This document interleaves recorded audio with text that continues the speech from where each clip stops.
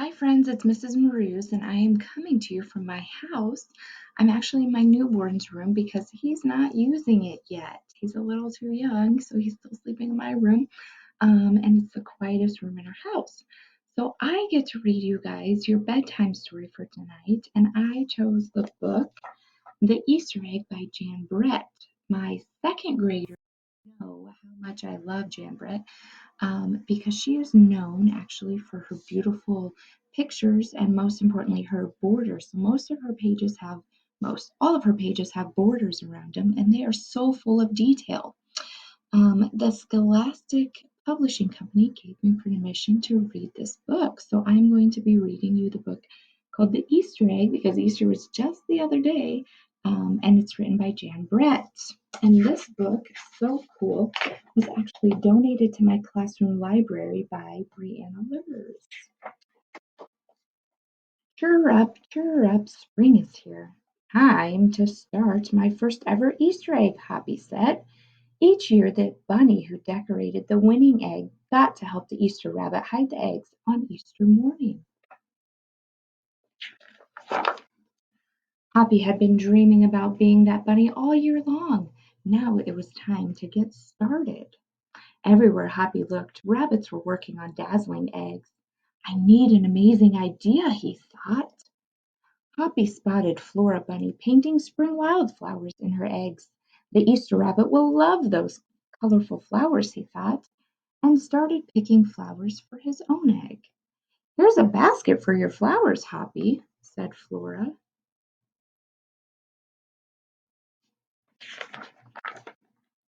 Chop, chop, scrape, scrape. Hoppy spied Buster Birch carving a magnificent wooden egg. I wish I had some wood for my egg, he wished out loud. Here you go, Hoppy, Buster Birch said, and he put a smooth, round piece of wood in Hoppy's basket. Thank you, Buster, Hoppy said.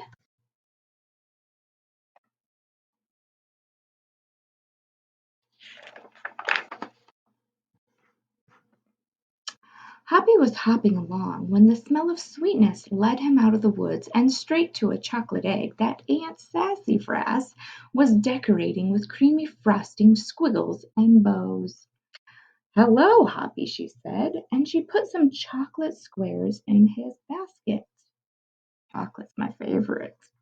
Hippity hop, Hoppy exclaimed. I'll make the Easter rabbit a chocolate egg so sweet it'll make his whiskers tingle.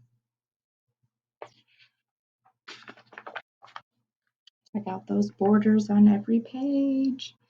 Then Hoppy saw Granny Irony decorating one of her fabulous story eggs. First, she traced a design on the egg with a special tool. Then she dipped the egg in pots of yellow, green, orange, and red dye, adding to the design each time. Hoppy couldn't believe his eyes. I'll never make an egg that beautiful, he told Granny Irony. She smiled and said, Try, giving him one piece of her special tools. Hoppy was hopping by Hans Vanderrabbit's garden when he spotted an extraordinary egg. Hans was painting a portrait of the Easter rabbit so real that he looked alive. What do you guys think? Does that look like a real Easter bunny? Fantastic, Hoppy exclaimed. Thank you, Hoppy, said Hans. Why don't you make a painting on your egg? He gave Hoppy pots of paint and a fine brush.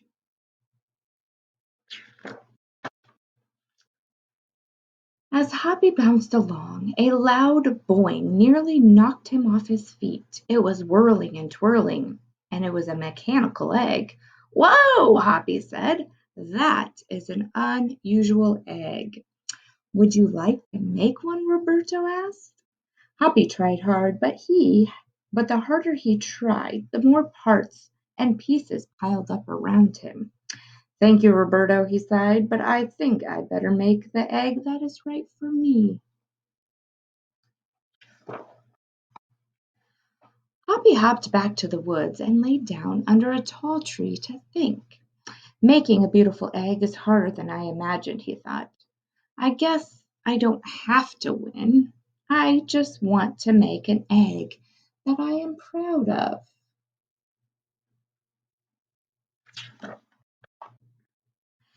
Suddenly the woods rang with the squawking of birds and sounding an alarm. Mother Robin swooped down, calling wildly as if she couldn't decide where to go. An egg had tumbled out of Mother Robin's nest. Inside the egg was a perfect blue baby robin that needed its mother to keep it warm until it hatched. Hoppy knew what he had to do. He sat down carefully and covered the blue egg with his soft, warm fur. "I'll take care of you the best I can," he whispered. Relieved, Mother Robin chirped and settled down on her other two eggs in her nest. Hoppy never left the robin's egg. If it was sunny and warm, he carefully turned the egg in its nest of moss. If it was rainy and cold, he kept the egg covered and dry. At night, wild animals passed by. Hoppy crouched down and stayed hidden in the ferns. Often he heard strange noises coming from above, but Hoppy didn't run away. See Hoppy down here on the bird's egg. Every day the rabbits worked on their eggs. Tadpoles turned into frogs, buds swelled up into leaves, and Easter came closer and closer. Finally, it was time for the rabbits to take their eggs to the glen. They had forgotten all about Hoppy, who was quietly sitting on the blue egg under the tall tree in the woods. This is my favorite page. Early the next morning, the rabbits waited for the Easter rabbit. Suddenly, a beautiful wagon rolled toward them, and out of the mist. You guys ready for this?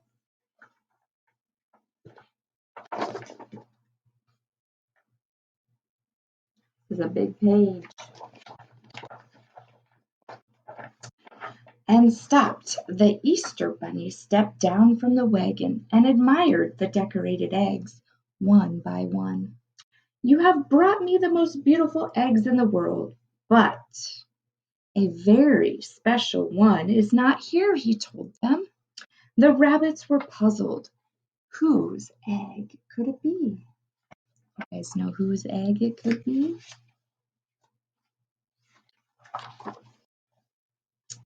"Fill my wagon with your wonderful eggs," he said. "When I return, I will show it to you." And he disappeared into the woods. Look at all those beautiful eggs.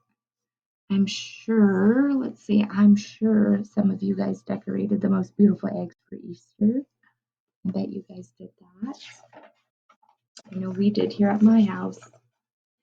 He came back with Hoppy looking scruffy and bedraggled. "Hoppy has an amazing egg to be proud of," the Easter rabbit told them. "He kept Mother Robin's egg warm and safe until her baby bird hatched, and then she could take care of it." The Easter rabbit placed the empty blue shell in the place of honor atop the wagon. Now they were ready to go. You see that bird egg right there that the Easter bunny has?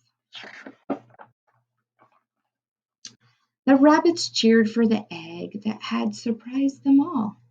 "It's our best Easter ever, Hoppy," they shouted. Then the brave little bunny and the Easter rabbit rode off together to hide the eggs for the girls and boys to find on Easter morning.